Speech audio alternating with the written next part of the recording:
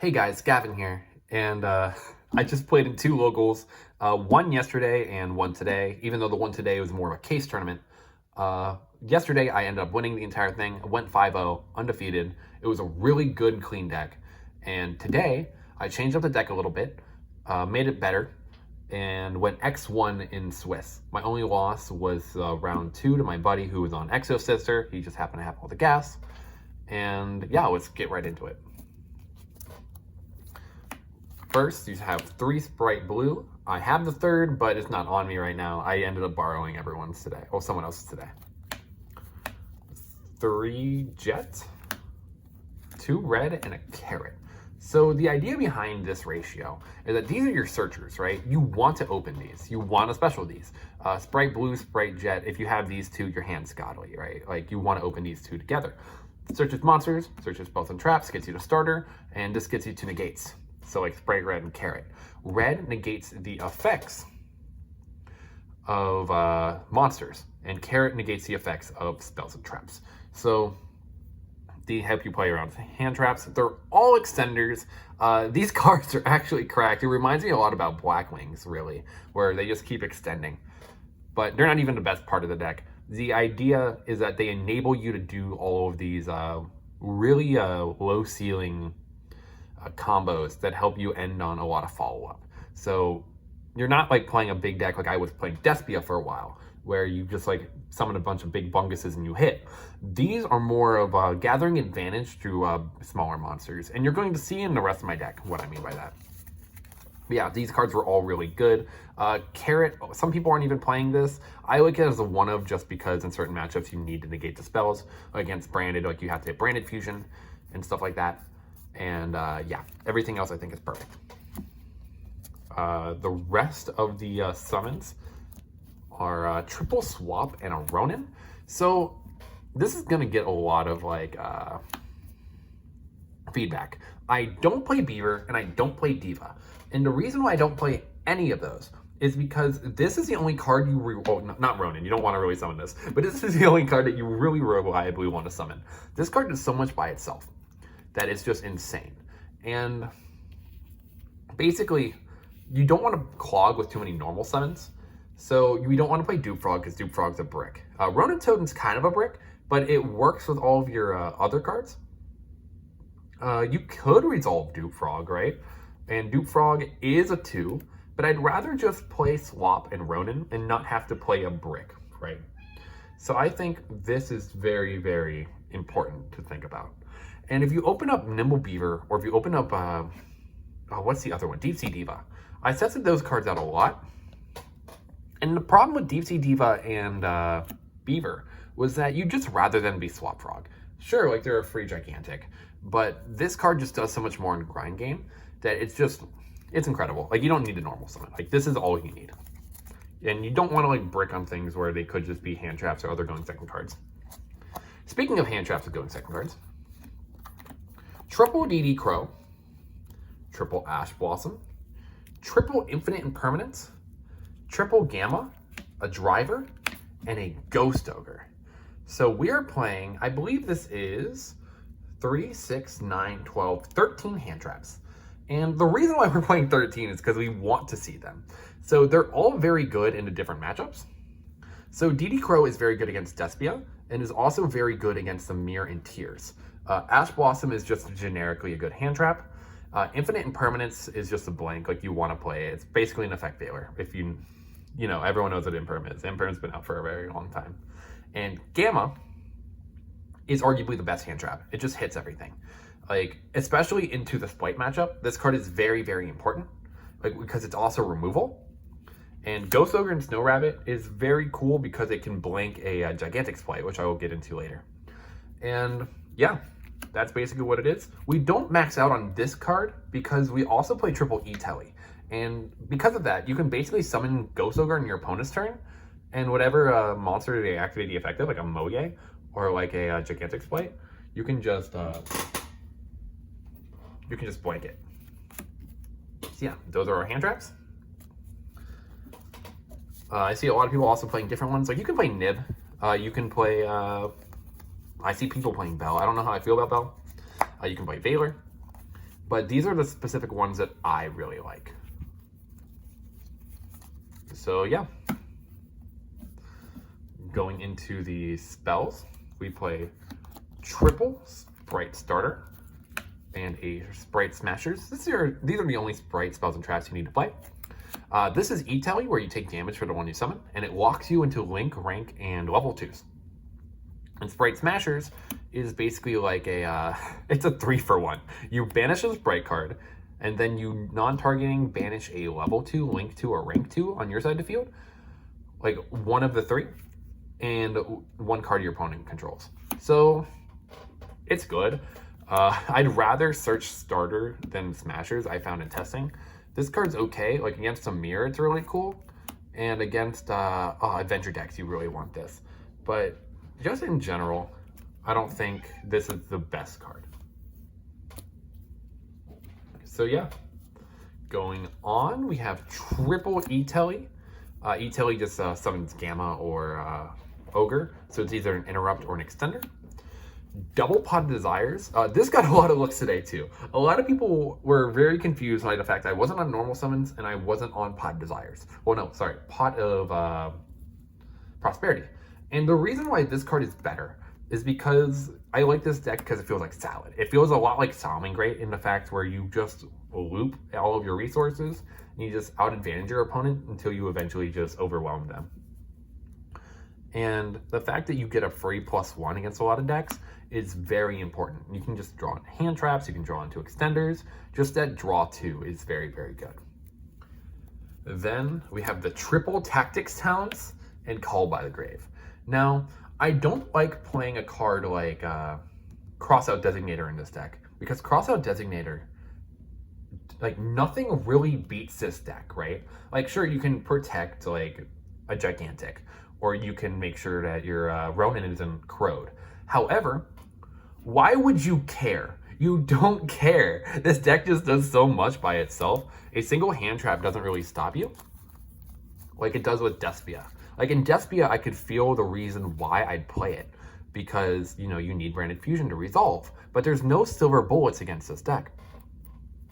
So a card with triple tax talents is a lot better because you can advantage off of that. So you can Pod Desires into triple tactics talents, and if they try to ash or hit anything beforehand, you just draw 4 with this, or you will hit your opponent's hand.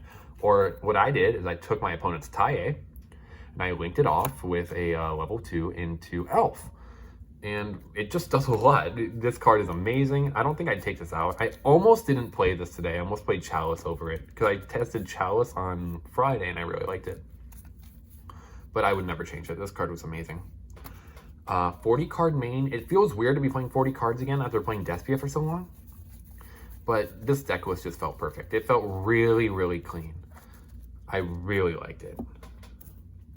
Now going into the extra deck, I'll get into this and explain it a little bit. We play 2 Gigantic Spright. Now there's a lot of things about this card that a lot of people don't understand, so I'm going to walk you guys through them right now. If you use a monster from the extra deck, basically like a rank 2, a link 2, you know, a level 2 from the extra deck, you can, I'm actually pretty sure, hold on. If this card has a Fusion, Synchro, XD, or Link monster underneath, okay, I was correct, I was thinking of another card, you can make this card's original attack doubled. So this is a 3200 beat stick. That helps you go for game a lot. And there's also a lot of lines where you can like go into Hulk, summon Gamma, and then overlay into Gigantic Spright. You now have a 3200 beat stick, beat into something, and then Zeus. So that is very important. Secondly, it doesn't detach from itself. It can detach from any other XYZ monster you control. So let's say you were playing around a card like Ogre. So if they try to Ogre this, and this is the only one you have, you can't detach from anything, you can't summon because it detaches for effect. However, if you have another XYZ monster on field, let's say you have a Totally Awesome with material, you can detach from the Totally Awesome instead. So if this gets Ogre, this is dead in graveyard, the detach is off of Toad, and then it resolves and summons out the level 2. So yeah, broken. That's a way that you can play around things. I might do a combo tutorial tomorrow to show you guys some cool things with Spright. But yeah, that's a cool play you can do. Totally Awesome is also a very good card to play in this deck. It helps you play around back row decks and just helps you punish your opponent. You can also just loop it off of Elf. So this card's amazing. If you can play Toad, just play Toad, man. Number 65 Gin Buster is a monster negate. This card does not come up a lot. A lot of people on tiers are on Super Poly, so I try to, not summon this as often. But this card is amazing. It's just a free monster negate. Onibamaru Soul Sleeper was the secret tech of the day. And this card is amazing. I love it. This was the best card in my extra deck besides like Toad Gigantic Elf. And basically, what this card allows you to do is that it's Sky Cavalry. So with Sky Cavalry, you have to use the battle phase to get to removal. This is like Destiny Hero Doom Lord, where you detach off of it, blank a card, banish it, and then you beat in and then overlay into Zeus. That's all this card's used for. It's just removal. It's really good. Really good removal is all it is. Honestly, if you can like choose between Sky Cavalry or this, you choose this every time. I did not expect this card to be as good as it is. Then we have Downard and the Ulti Zeus. I have to let you guys know the Zeus is Ulti because I have an Ulti Zeus. So that's it for the XYZs. Next is the links of Spright Elf. Spright Elf is basically just Monster Reborn during the opponent's turn. You can just summon back Toads, you can summon back Blues, Jets, Swap Frogs, Ronin Totems, really anything in your graveyard can be Monster Reborn. Also, any monster that it points to cannot be targeted. That's very important. People have tried to imperm my monsters, like imperm my Toad, and like, you can't do that. Halki Fibrax doesn't come up as much, but you know, this is a good card. You play it as Halk. Almirage turns Swap Frog into a 1-card combo. Dark is really good because of the mirror and has a bunch of other niche situations. Like I took someone's Ray and hit them in for game with it. Like this card's just insane. IP Masquerena, this is the tech spot. I chose to play IP because I wanted it out specifically for if I got debarriered. So if I got debarriered, I just go in IP instead of the Gigantic Spright stuff. And it gives me an interrupt on the opponent's turn because I play Nightmare Phoenix and Nightmare Unicorn. So you either have a pop that can also be turned into a Spright Elf or a Gigantic Spright, or you have a Unicorn. So yeah, that's the extra deck. And finally, I'll show off the side. The side's kind of self-explanatory. I just played a lot of generic stuff. Triple Nibiru and a Pankratops. Pankratops outs the entire Spright board by itself, so in the mirror, this card's very good. And this is very good because there's a lot of combo decks still around. Dark Ruler No More, pretty self-explanatory. A lot of people are on this right now. It's just a really good board breaker. Twin Twisters, I played against a lot of Floodgate decks, so this card came in clutch. Same as Harpies. And finally, the kind of spice, kind of not spice. I know a lot of people are on a Pointer, the Red Lotus right now, but I wanted to show off another card in particular, being Solemn Judgment. Because this card, if you just set up like a, a pretty low ceiling board, set Solemn Judgment can just do a lot. This card does numbers. He puts in numbers like fucking Magic Johnson, bro. He's undeniable, unbeatable. It's Solemn Judgment. You pay half your life points and negate. This card is nuts. Like, it's basically like you're playing Paleo Frog, right? Like, if you end on a fucking totally awesome and a Judgment, you win the game. It's also really good because a lot of people are on board breakers and a lot of cards that punish you for just playing the game. So this just helps you say no to them. And then finally, Red Reboot. Just a way to tell your opponent no. You're on a Zeus deck, so if they try to do anything, you Red Reboot and you Zeus them. And that's pretty much it. This is my Spright deck. And yeah, if you guys have any questions, please let me know in the comment section down below. Again, I don't know if I brought this up earlier, but thank you guys so much for getting me to over 50 subscribers. I'm very, very thankful for everyone who subscribes to the channel.